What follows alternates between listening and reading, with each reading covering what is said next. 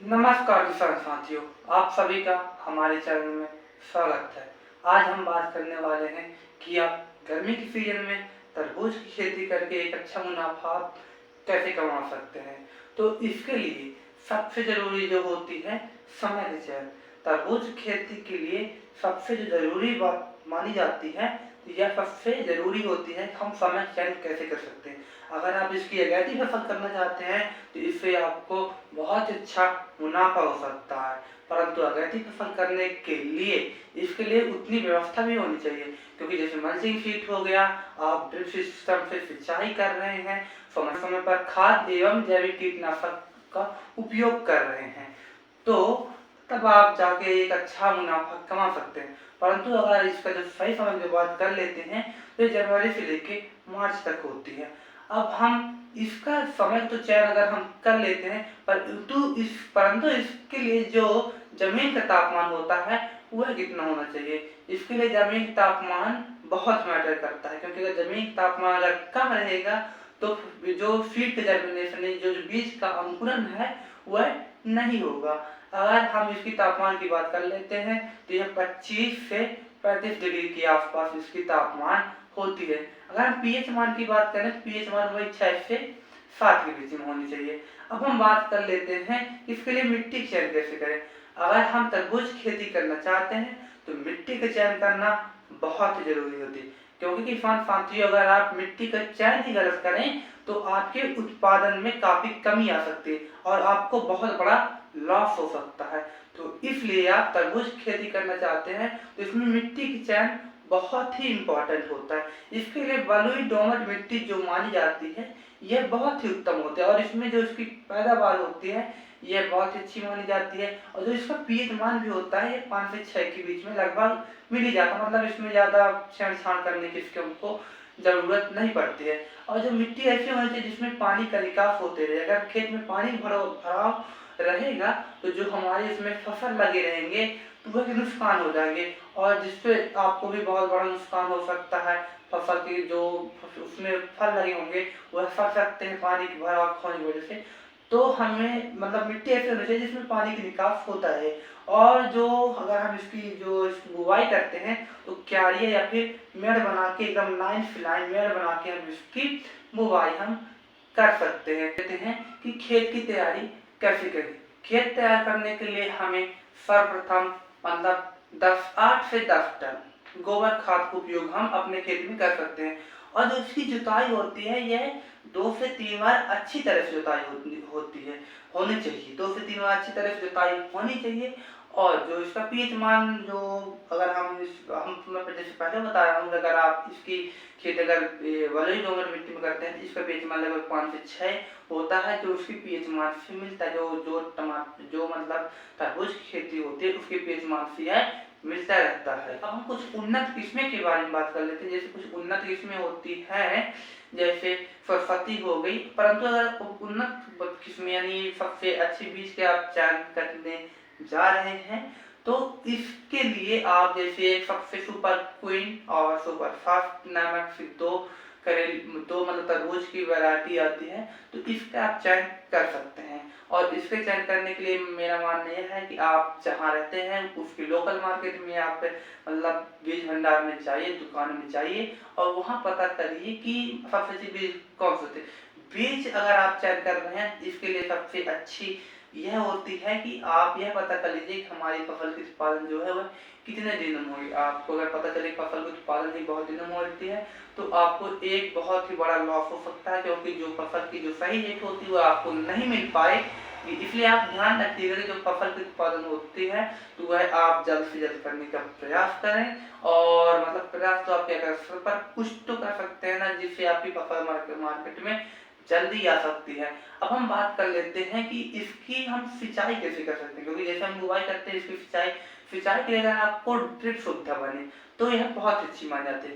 क्योंकि अगर सिंचाई ड्रिप सुविधा से करते हैं जो इसकी पानी की बचत होती है 50 से 60% पानी की बचत होती है।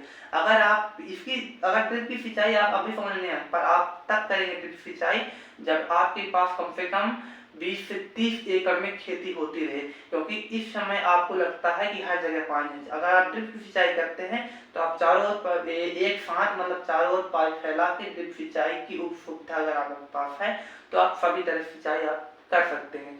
इससे पानी की बचत होती है और जो मतलब खेत में नमी बनी रहती है ये ज़्यादा लंबे समय तक बनी रहती है। अगर हम बात कर लेते हैं कि इसमें मल्चिंग सीट का उपयोग करें या फिर नहीं करें, तो मल्चिंग सीट का उपयोग करना बहुत अच्छा माना गया। अगर आप मल्चिंग सीट का उपयोग करना चाहते हैं तो उसमें फिर रीजन आता है, आप काली मल्चिंग सीट का उपयोग करेंगे फिर ब्लैक। तो मेरा मानना है सबसे अधिक आप ब्लैक मल्चिंग सीट का उपयोग करें, जो ब्लैक कलर में आती है उसका उपयोग करें, क्योंकि यह जो सूर्य प्रकाश है उसको अब्जॉर्ब अच्छे तरीके से कर पाती है। अब हम बात कर लेते हैं कि अब ये तो सूर्य प्रकाश को अच्छे तरह से अब्जॉर्ब करती है। अब इसके कुछ फायदे हैं, जैसे जो खरपतवार मतलब जो पौधे के आसपास जो चारे ओरे होते हैं वह बहुत कम होते हैं। अब अगर चारे कम होंगे तो कीट नियंत्रण भी कम, मतलब जो कीड़े मकोड़े नहीं आ जाते छोटे छोटे वह भी कम लगेंगे, और जिससे फसल की जो पैदावार होती है काफी अच्छी मान जाती है। अगर आप मल्चिंग सीट का उपयोग करते हैं तो इसमें नमी जो होती है वह लंबे समय तक बनी रहती है। अगर आप मल्चिंग सीट का उपयोग करते हैं तो इसमें आपको जो फसल की उत्पादन होती है वह 2 से 3 गुना बढ़ जाती है। अब हम बात कर लेते हैं इसमें अब हम रासायनिक खाद का उपयोग करें या फिर जैविक खाद का उपयोग करें।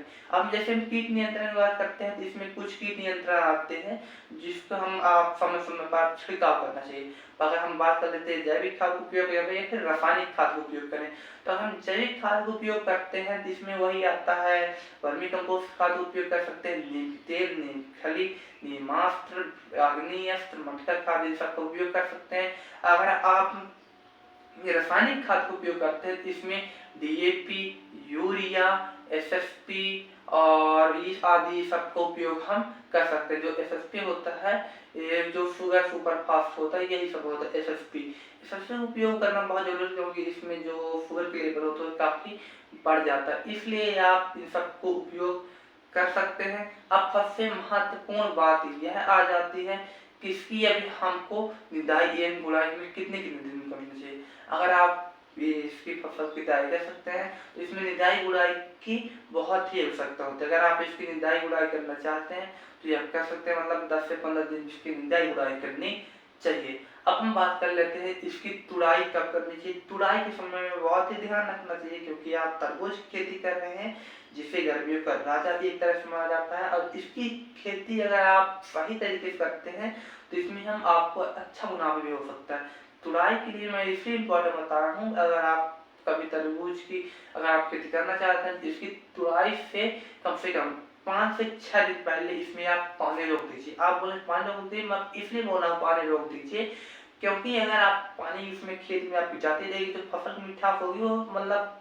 कोई मेंटेन नहीं किया। अगर आप पानी रोक देंगे जो तरबूज की फसल का जो इसका शुगर लेवल है वह बढ़ जाएगा, जिससे आपकी फसल की मिठास अच्छी रहेगी एवं आपको जो मार्केट में आपकी फसल की जो दाम होते हैं वो बहुत ही अच्छा मिल सकता है। इसलिए आपकी फसल की तुड़ाई करते समय इसकी मतलब जो पानी होती है मतलब उसको आप रोक दीजिए। अगर आप फसल की तुड़ाई इसकी हम कर सकते हैं मतलब 50 या फिर 50 से 70 दिन के आसपास अब इसकी हम तुड़ाई कर सकते हैं। ये इसमें बहुत ही अच्छे फल लगते हैं।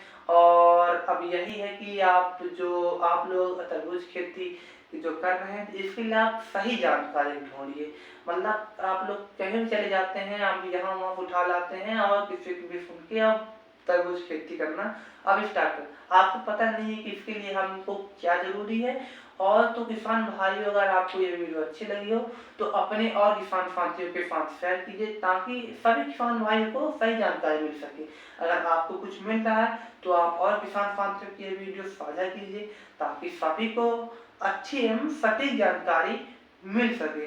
तो हम यही कहते हैं कि आप सभी लोग को शेयर कीजिए। अगर आपको मेरी यह बताई हुई विधि अच्छी लगी हो तो थोड़ा आप कमेंट बॉक्स में अपना राय दे दीजिएगा, ताकि मुझे भी लगे कि हाँ लोग मोटिवेट मुझे कर रहे हैं, ताकि मैं और वीडियो भी बनाऊं जो आपके लिए बहुत अच्छा होगा और हेल्पफुल। मैं आपको वीडियो आपको अगर ऐसी खेती की वीडियो आप चाहते हैं तो हमारे चैनल को लाइक कर लीजिए, सब्सक्राइब कर लीजिए एवं एक प्यारा सा कमेंट आप कमेंट बॉक्स में जरूर कर दीजिएगा, ताकि मुझे लगे कि हाँ किसान एक्टिव है, मतलब वह खेती करना चाहते हैं वास्तव में।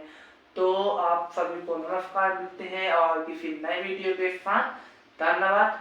जय जवान जय किसान।